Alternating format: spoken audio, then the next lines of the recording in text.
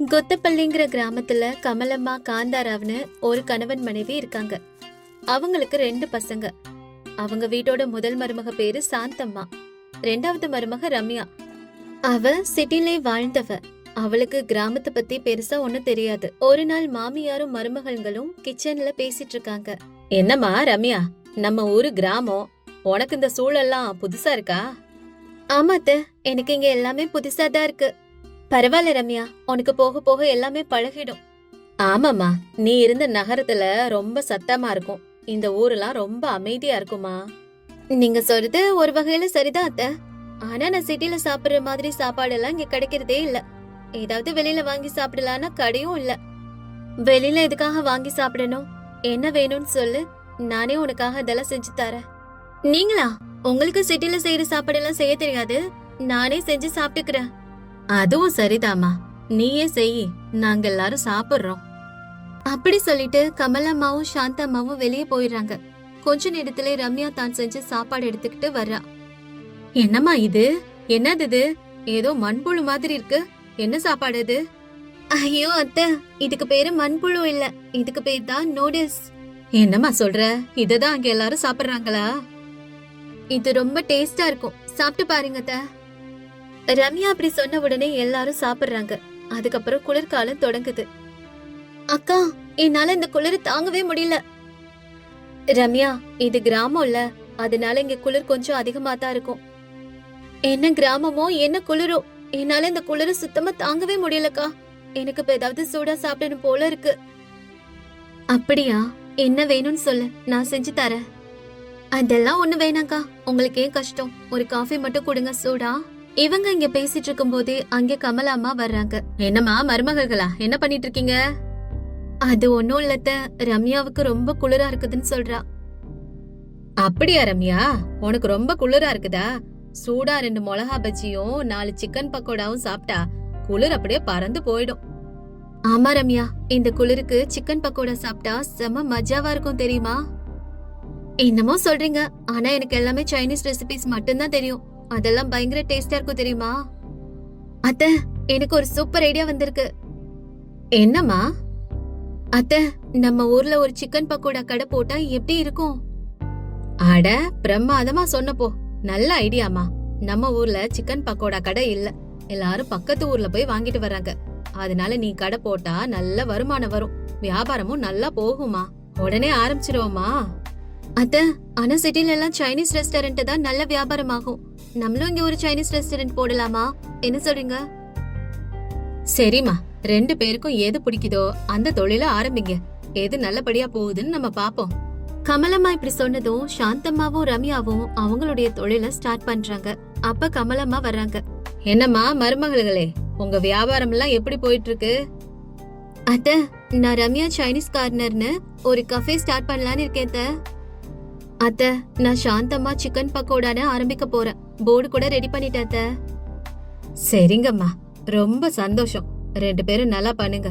நம்ம ஊர்க்காரங்க எதை விருப்பமா சாப்பிடுறாங்கன்னு பாப்போம். இப்படி கமலாமா சொன்னதும் அவங்க முதல் நாள் கடையை ஓபன் பண்றாங்க. ஃபர்ஸ்ட் நாள் 2 பேருடைய கடையிலுமே சுமாரா தான் வியாபாரம் நடக்குது. 2வது நாள் ஒரு முதியவர் வராரு. அம்மாடி, புது கடையா? சரி, இந்த குளிருக்கு சூடா ஏதாவது சாப்பிடுற மாதிரி செஞ்சு கொடுமா. இதோ தாத்தா, உங்களுக்கு 5 நிமிஷத்துல சுட சுட சிக்கன் பக்கோடா ரெடி பண்ணி தரேன். நீங்க கொஞ்ச நேரம் உட்காருங்க. சரிம்மா, ரொம்ப நல்லது. அப்படி சொல்லி அவரு காத்திருக்காரு. கொஞ்ச நேரத்துல சாந்தம்மா சூடா சிக்கன் பக்கோடா செய்ய ஆரம்பிக்கிறா. அந்த வாசனைக்கே அந்த ஊர்ல இருக்க நிறைய பேரு அவளோட கடைக்கு வர்றாங்க. அம்மா, உன் சிக்கன் பக்கோடா வாசனையே ஆள தூக்குது. எங்களுக்கு ஒரு பிளேட் கொடுமா. இப்படி எல்லாரும் வந்து சிக்கன் பக்கோடா வாங்க காத்திருக்கிறாங்க. சாந்தம்மாவோட கடை பரபரப்பா இருக்கு. இன்னொரு பக்கம் ஒரு சின்ன பையன் ரம்யாவோட கடை பக்கம் வரான். ஆன்ட்டி, உங்க கடையில சைனீஸ் ஐட்டம்ஸ் எல்லாம் இருக்குதா? ஆமாடா தம்பி, எல்லாமே இருக்கு. உனக்கு என்ன வேணும் சொல்லு. ஆன்ட்டி, எனக்கு ஒரு பிளேட் நூடுல்ஸ் கொடுங்க. ஒரு 10 மினிட்ஸ் வெயிட் பண்ணு, சுட சுட சுவையான நூடுல்ஸ் ரெடி ஆயிடும். சரி ஆன்ட்டி. ஒரு அரை மணி நேரத்துக்கு அப்புறம் ரம்யா நூடுல்ஸ் செஞ்சு எடுத்துட்டு வந்து அவன் கிட்ட குடுக்கறான். என்ன ஆன்ட்டி, இவ்வளவு நேரம் பண்றீங்க? சாரிடா, கொஞ்சம் லேட் ஆயிடுச்சு. இந்த சுவையான நூடுல்ஸ். ஐயா, இதுல ஒரே உப்பா இருக்கு, எனக்கு வேணாம். அப்படி சொல்லிட்டு அவன் அங்கிருந்து கிளம்பிடுறான். ஆனா பக்கத்துல இருக்க சாந்தம்மாவோட சிக்கன் பக்கோடா கடையில கியூ பெருசாயிட்டே போகுது. வியாபாரம் முடிஞ்சதுக்கு அப்புறம் அன்னைக்கு சாயங்காலம், அத்த இன்னைக்கு எனக்கு வியாபாரம் நல்லா போச்சு, முதல் நாளே 100 ரூபாய் லாபம். அப்படி சொல்லுமா, பிரமாதம், கலக்கிட்ட மருமகளே. ரொம்ப நன்றி அத்த. ரம்யா, நீ ஏமா சோகமா இருக்க? உன் வியாபாரம் என்னாச்சு? அத்த அது வந்து என் கடைக்கு யாருமே வரலத, எல்லாமே வீணா போயிடுச்சு. சரிம்மா, கவலைப்படாத, முயற்சியை விடாத, ஒரே நாள்ல வியாபாரத்துல வெற்றி வராது. ரம்யா, நீ வேணா என் கடைக்கே வந்துடுறியா? நம்ம 2 பேரும் சேர்ந்து சிக்கன் பக்கோடா கடையை நடத்துவோம், அதனால லாபமும் நம்மளுக்கு கிடைக்கும். இல்லக்கா, நான் என் கடையை விட்டுட்டு வரமாட்டேன். என் கடையில நாளைக்கு எவ்வளவு கியூ வருதுன்னு மட்டும் பாத்துக்கிட்டே இரு. அப்படி சொல்லிட்டு ரம்யா அங்கிருந்து போயிடுறா. அடுத்த நாள் அதே உற்சாகத்தோட கடையை திறக்கிறா. ஆனா அன்னைக்கும் சாந்தம்மாவோட கடையில தான் கியூ நிக்குது. அப்ப அந்த ஊர்ல இருக்க ஒருத்தன் சாந்தம்மா கிட்ட இப்படி சொல்றான்.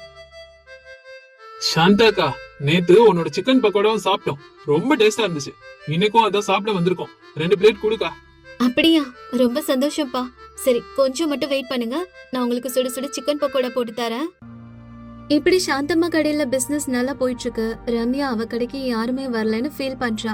என்ன இது, யாருமே வரமாட்டேங்கிறாங்க. ஆனா ஒரு நாள் இல்ல ஒரு நாள் என் கடையிலயும் இதை விட பெரிய கியூ நிக்கும். அப்ப அங்க 2 சின்ன குழந்தைங்க வராங்க.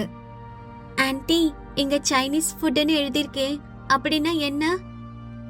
உங்களுக்கு சைனீஸ் ஃபுட்னா என்னன்னு தெரியாதா? தெரியாது ஆன்ட்டி, அது காரமா இருக்குமா இல்ல இனிப்பா இருக்குமா? சரி, நான் உங்களுக்கு ஒரு பிளேட் தரேன், நீங்களே சாப்பிட்டுட்டு எப்படி இருக்குன்னு சொல்லுங்க. அப்படி சொல்லிட்டு அவ கடையில இருக்க சாப்பாடு வகைகள் எல்லாம் எடுத்து அந்த குழந்தைங்களுக்கு சாப்பிட கொடுக்கறா. ஆனா அந்த குழந்தைங்க அதை சாப்பிட்டு பார்த்துட்டு நல்லாவே இல்லைன்னு சொல்லிட்டு போயிடுறாங்க. இத பார்த்தோன்னு ரம்யா ரொம்பவே ஃபீல் பண்றா. என்னது இது, என் கடைக்கு மட்டும் யாருமே வரமாட்டேங்கிறாங்க.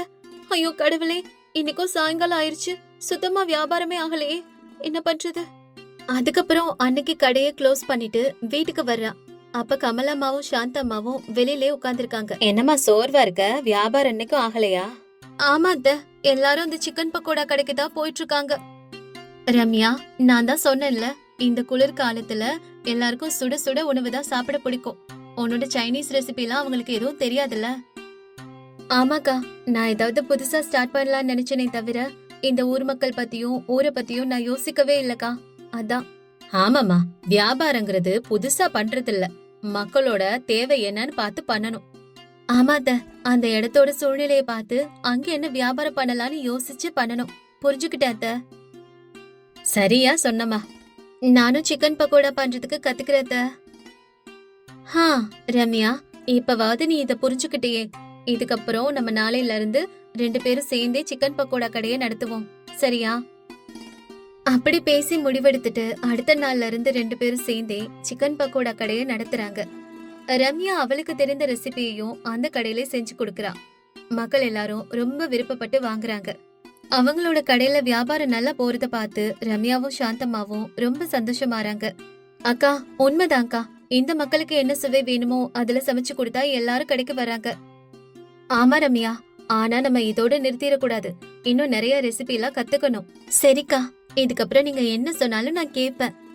அது மாதிரி நம்ம கடையில விலையும் அதிகமா வச்சு விற்க கூடாது, நியாயமான முறையில விற்கணும், அப்பதான் மக்கள் அதிகமா வருவாங்க. புரியுதுக்கா, என்னோட ரெஸ்டாரண்ட்ல நான் இந்த மாதிரி விலை ஏத்தி வச்சதுனாலதான் எனக்கு கூட்டமே வரல. ஆனா உனக்கு எப்படி இதெல்லாம் தெரியும்?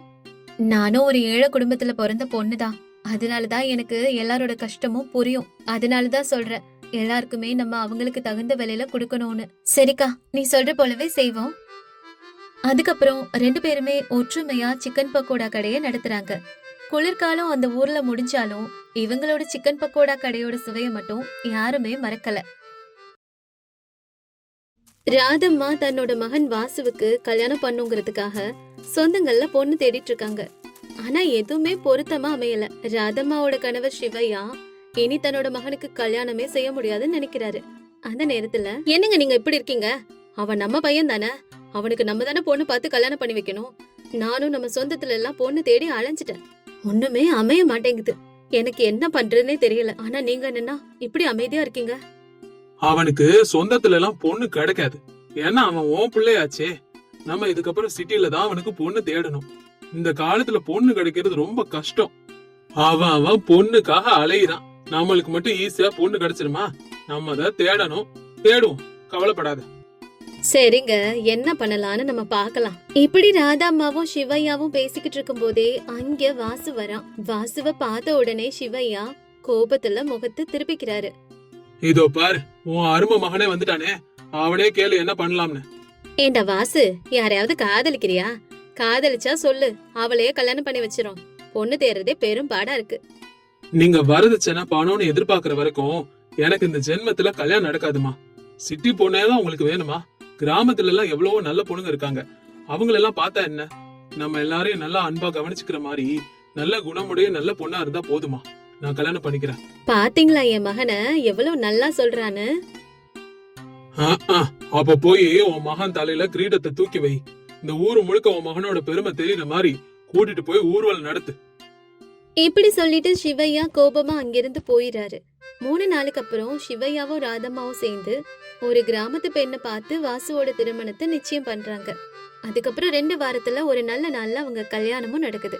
புது மருமக வீட்டுக்கு வந்ததுனால எல்லாரும் ரொம்பவே சந்தோஷமா இருக்காங்க. பாத்தீங்களா, என் பையனுக்கு கல்யாணம் நடக்காதுன்னு சொன்னவங்க எல்லாம் இப்ப வாயை பொளந்துக்கிட்டு பாத்துட்டு இருக்காங்க. அந்த அளவுக்கு சிறப்பா நடந்துருச்சுல. ஆமா ஆமா, நம்ம மருமக காஞ்சனா அழகான பண்பான பொண்ணு. நம்ம அவனுக்கு கிராமத்துல பார்த்து கல்யாணம் பண்ணது நல்ல முடிவுதான்.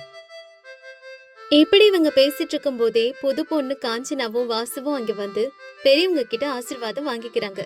காஞ்சனா தன்னோட மாமியார பார்த்து சிரிச்சபடி, அத்த, நான் ஒரு விஷயம் உங்ககிட்ட சொன்னா நீங்க அதை தப்பா எடுத்துக்க மாட்டீங்களே? என்னம்மா சொல்லு. அது வந்து அத்த, உங்களை விட மாமா பாக்குறதுக்கு ரொம்பவும் இளமையா தெரியறாரு. காஞ்சனா அப்படி சொன்னதும் சிவையா சிரிக்கிறாரு. அத பார்த்து ராதம்மா கோபப்படுறாங்க. வீட்டுல உட்கார்ந்து வேலையே செய்யாம சாப்பிட்டா இப்படிதாம்மா உடம்பு ஆகும். சாப்பாடுன்னு சொல்லவும் தான் எனக்கு ஞாபகம் வருது. எனக்கு கல்யாண சாப்பாடு சாப்பிடுறதுக்கு ரொம்ப ரொம்ப பிடிக்கும்.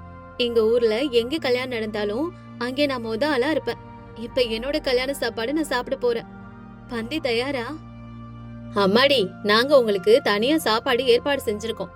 உங்க ரூம்குள்ள போய் நீங்க சாப்பிடுங்க. அத்த, நீங்க என்ன சொல்றீங்க? கல்யாண சாப்பாடுனா எல்லார் கூடயும் பந்தியில உட்காந்து சாப்பிட்டாதான் அது கல்யாண சாப்பாடு மாதிரி இருக்கும். எங்களை போய் தனியா சாப்பிட சொல்றீங்க? நாங்களும் அங்கே போய் சாப்பிடுறோம். ஏங்க, நீங்களும் என் கூட வாங்க, நம்ம போய் சாப்பிட்டு வரலாம். அப்படி சொன்ன காஞ்சனா தன்னோட கணவன் வாசுவோட கைய பிடிச்சு இழுத்துட்டு போறா. இத ராதம்மா குழப்பத்தோட பாக்குறா. என்னங்க இது, இந்த பொண்ணுக்கு நாகரிகமான பழக்க வழக்கமே தெரியலையே. கிராமத்து பழக்கம் அப்படியே இருக்கு. நீ இப்படியே பேசிட்டு, கழுதைக்கு தெரியுமா கற்பூர வாசனை? இப்ப யார கழுதன்னு சொல்றீங்க? அவளா இல்ல நானா? நீ கழுதன்னு யார வேணா நினைச்சுக்க. எனக்கு இப்ப ரொம்ப பசிக்குது. நீ வர்றியா இல்ல நான் சாப்பிட போவா சொல்லு. அப்படி சொல்லிட்டு சிவையா சாப்பிட போறாரு. அங்கே காஞ்சனா பந்தியில உட்காந்து ரொம்பவும் சத்தம் போட்டபடி சாப்பிட்டுட்டு இருக்கா. அங்க இருக்க எல்லாரும் அவளையே பாக்குறாங்க. வாசு வெக்கப்பட்டாலும் காஞ்சனா கொஞ்சம் கூட வெக்கமே இல்லாம தொடர்ந்து அதே போல பண்ணிட்டு இருக்கா. இத பாக்குற ராதாம்மா, ச்சே, என்ன இவ இப்படி உட்காந்து பேசி சிரிச்சு சாப்பிட்டுட்டு இருக்கா? கல்யாண பொண்ணுனா கொஞ்சமாச்சும் கூச்சம் வெக்கம் எல்லாம் இருக்கணும். இவளுக்கு எதுவுமே இல்ல போல இருக்கு. இப்படி எல்லாரும் பாக்குற மாதிரி சிரிச்சிட்டு இருக்கா. கிராமத்து பொண்ணுன்னு ஒரு முட்டாள கூட்டு வந்து என் பையனுக்கு கல்யாணம் பண்ணி வச்சுட்டனே. நாகரிகமே இல்ல இவளுக்கு. இப்படி ராதாம்மா தன்னோட மருமகளை தூரத்துல இருந்து பார்த்து திட்டிட்டு இருக்காங்க. 2-3 நாள் கல்யாண கொண்டாட்டம் எல்லாம் முடிஞ்சு சொந்தக்காரங்க எல்லாம் அவங்களுடைய வீட்டுக்கு போறாங்க. இந்த சிட்டி லைஃப் காஞ்சனாவுக்கு கொஞ்சம் கஷ்டமா இருக்குது. இத கவனிக்கிற வாசு, என்ன காஞ்சனா, சிட்டி லைஃப் உனக்கு பிடிச்சிருக்கா? பக்கத்து வீட்டுக்காரங்க எல்லாம் உன்கிட்ட நல்லா பேசி பழகுறாங்கல்ல. அப்புறம் நம்ம வீட்டுல ஸ்விம்மிங் பூல்லாம் இருக்கு, நீ பாத்தியா? அப்புறம் இந்த ஊர்க்காரங்களோட பழக்க வழக்கம், ட்ரெஸ்ஸிங் சென்ஸ் எல்லாம் உனக்கு பிடிச்சிருக்கா? என்ன கேட்டீங்கன்னா இங்க இருக்க எல்லாமே எனக்கு புதுசா இருக்கு. இங்க இருக்க சூழ்நிலை, மக்கள் எல்லாருமே எனக்கு வித்தியாசமா தெரியறாங்க. இங்க இருக்க மக்களோட ட்ரெஸ் எல்லாம் ரொம்ப விசித்திரமா இருக்கு. பொண்ணுங்க எல்லாம் குட்டி குட்டி ட்ரெஸ் போட்டு சுத்துறாங்க. எனக்கு அதெல்லாம் சுத்தமா பிடிக்கலங்க. எங்க ஊர்ல எல்லாம் நாங்க இந்த மாதிரி ட்ரெஸ் போட மாட்டோம். அட, இதுக்கே இப்படி சொல்றியே? இங்க நமக்காக யாரும் மாற மாட்டாங்க. நம்ம தான் அந்த இடத்துக்கு தகுந்த மாதிரி மாறிக்கணும் காஞ்சனா, புரியுதா? நான் இந்த மாதிரி சேலை கட்டிருக்கதே இங்க இருக்க எல்லாரும் வித்தியாசமா பாக்குறாங்கங்க. ஆமா ஆமா, இங்க எல்லா பொண்ணுங்களும் மாடர்ன் ட்ரெஸ் தான் போடுவாங்க. நீயும் அந்த மாதிரி எல்லாம் போட்டு பழகிக்கோ. சரி காஞ்சனா, நான் வேலைக்கு போயிட்டு வரேன். உனக்கு ஏதாவது தேவைன்னா அம்மாவையோ அப்பாவையோ கேளு. பத்திரமா இருந்துக்கோ, சரியா? சரிங்க, போயிட்டு சீக்கிரம் வாங்க. இப்படி தன்னோட கணவனை வேலைக்கு அனுப்புனதுக்கு அப்புறம் காஞ்சனா பக்கத்துல இருக்க நீச்சல் குளத்தை கவனிக்கிறா. அப்ப அங்க வர ராதம்மா, என்னம்மா அப்படி பாக்குற? உங்க ஊர்ல எல்லாம் குளத்தை பாத்திருப்பல்ல, இங்கெல்லாம் இந்த மாதிரி நீச்சல் குளம் தான். நாங்க எல்லாரும் இதுலதான் நீந்துவோம். அப்புறம் ஏன் யாரும் குளிக்கல அத்தை? அதுக்காக டெய்லி இதுல நீந்த முடியுமா என்ன? எப்பவாவது லீவு நாள்ல ஓய்வா இருக்கும்போது இந்த இடத்துல நீந்துவாங்க. இது என்ன உங்க ஊர் குளம் நினைச்சுக்கிட்டியா? இப்படி ராதாம்மா சொல்லவும் காஞ்சனா அவ மனசுக்குள்ளே ஏதோ நினைச்சுக்கிறா.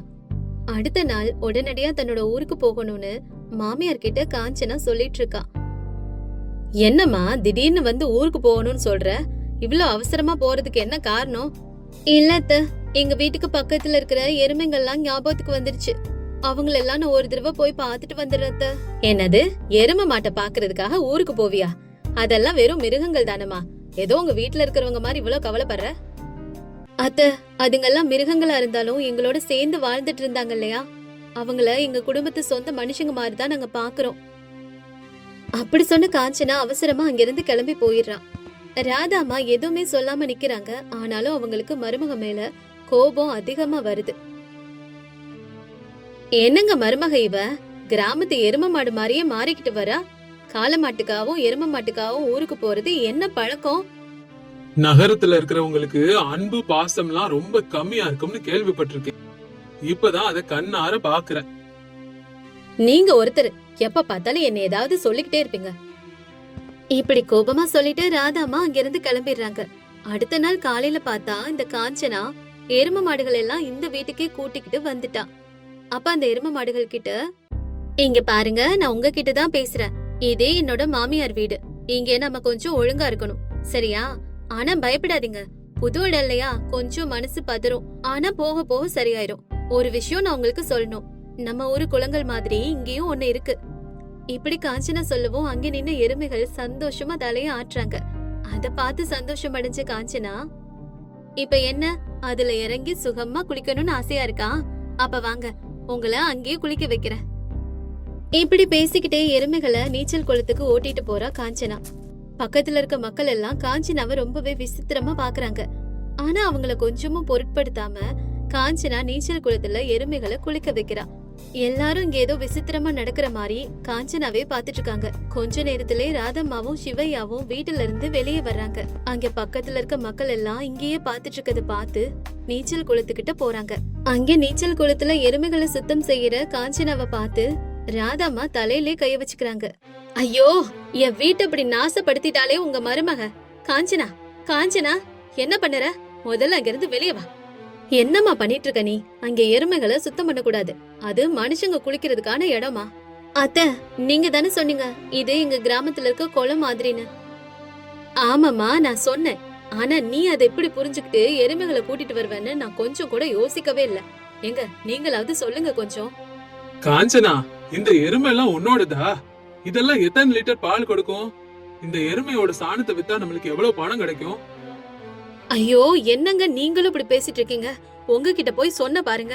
சுத்தி இருக்கவங்க எல்லாம் எப்படி வேடிக்கை பாக்குறாங்கன்னு பாருங்க. குடும்ப மானமே போயிடுச்சு. அம்மா காஞ்சனா, சுத்தம் பண்ணதெல்லாம் போதும். அந்த எரும மாடுகளை கூட்டிக்கிட்டு நீ மேல வாமா. சிவையா அப்படி சொல்லவும் காஞ்சனா எரும மாடுகளை மேல கூட்டிட்டு வரா. அப்ப வாசுவும் வர ராதாமா தன் மருமகள் செஞ்ச முட்டாள்தனத்தை சொல்றாங்க. ஆனா வாசு கிராமத்துல இருந்து வந்து தன்னோட மனைவியோட மனநிலைய சரியா புரிஞ்சுக்கிறான். காஞ்சனா, நீ எரும மாடுங்களை கூட்டிட்டு வந்த வரைக்கும் சரி. ஆனா அதுங்களுக்கு தீனி கிடைக்கிறத பத்தி நீ கொஞ்சமாவது யோசிச்சு பாத்தியா? கிராமத்துலனா அந்த எரும மாடுங்க மேயறதுக்கு நிறைய புல்லு கிடைக்கும். ஆனா அந்த நகரத்துல அதுங்களுக்கு என்ன உணவு கிடைக்கும்? நீயே சொல்லு. ஐயோ ஆமாங்க, நான் அத பத்தி யோசிக்கல. ஐயோ, உணவு இல்லாம அதுங்க ரொம்ப கஷ்டப்படுமே. சரி சரி, நீ கவலைப்படாத. நம்ம 2 பேரும் ஊருக்கு போய் அந்த எருமைங்களை விட்டுட்டு 2 நாள் ஊர்ல இருந்துட்டு அதுக்கப்புறம் இங்க வரலாம். வாசு தன்னோட மனைவியோட மனநிலைமைய புரிஞ்சுக்கிட்டு அவளை சமாதானப்படுத்துறதுக்காக இப்படி சொல்றான். இத பாக்குற ராதம்மா, என்னங்க இவன் இப்படி மாறிட்டா? இவ என்ன செஞ்சாலும் அவளுக்கு தலையாட்டிக்கிட்டு இருக்கா. என்னது இது? நீ விடுமா, அவங்க பாத்துக்குவாங்க. மனைவிய புரிஞ்சுக்கிற கணவனும் கணவனை புரிஞ்சுக்கிற மனைவியும் இருந்தா அவங்க வாழ்க்கையில எந்த பிரச்சனையும் வராது. அவங்களே தடுக்க விழுவாங்க, அவங்களே எந்திரிப்பாங்க. அவங்களுக்கு பிடிச்சத செய்ய விடு, அதுதான் வாழ்க்கை. கிராமத்து மனைவிக்கு சரியான நகரத்து கணவன் கிடைச்சிருக்கான். 2 பேரும் ரொம்ப சந்தோஷமா இருப்பாங்க. நீ கவலைப்படாத. இப்படி சிவையா சொன்னதும் இதுவும் நல்ல விஷயம் தானேன்னு ராதம்மா யோசிக்கிறாங்க. வாசு தன்னோட மனைவி காஞ்சனாவை புரிஞ்சுக்கிட்ட விதத்தை பார்த்து சிவையாவும் ராதாமாவும் மகிழ்ச்சி அடைறாங்க.